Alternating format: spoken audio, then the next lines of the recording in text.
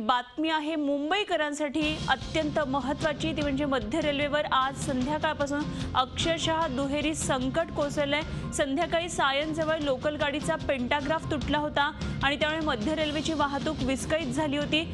तो दुरुस्त होता गाड्या सुरू होतात तोच विक्रोळीजवळ ओव्हरहेड वायर तुटली आणि त्यामुळे संध्याकाळी घरी जाणाऱ्या प्रवाशांचे मोठे हाल होतात। सर्वच महत्त्वाच्या स्थानकांवर प्रवाशांची अतोनात गर्दी सध्या आहे। दोन्ही ठिकाणचे तांत्रिक बिघाड दुरुस्त करण्यात आलेले आहेत, मात्र वाहतूक अजूनही सुरळीत सुरू झालेली नाहीये। रेल्वे वाहतूक पूर्वपदावर अजूनही आली नाहीये। मध्य रेल्वेचे अशा प्रकारे 3:13 वाजलेत।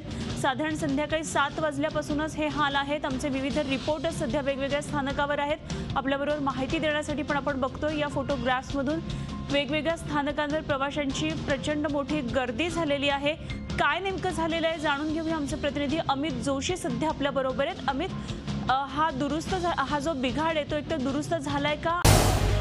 झी 24 तास रहा एक पाऊल पुढे।